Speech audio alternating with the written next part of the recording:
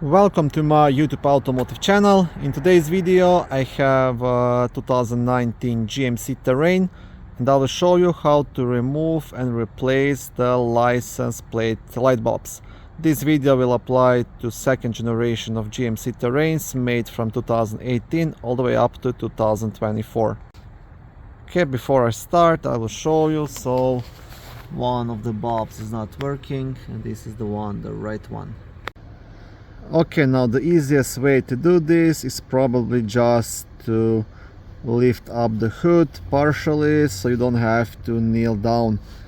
And now what you will do, you can use something like a flat screwdriver or even better a plastic trim remover if you have one. All you have to do, you kind of have to pry this housing out, so you want to push it to the right side and then down. That's all you have to do.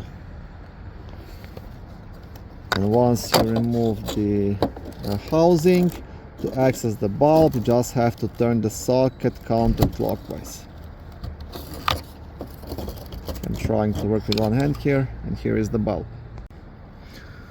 To remove the bulb from the socket you just want to pull it straight out.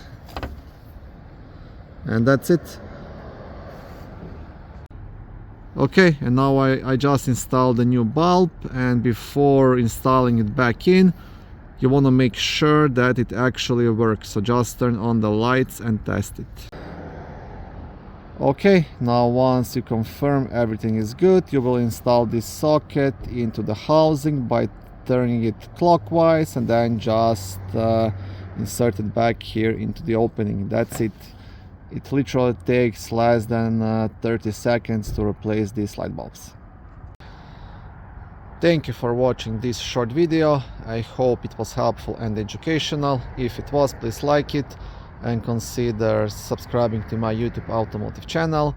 On my channel there is lots of how-to videos, do-it-yourself videos, car reviews, product reviews and other similar automotive topics.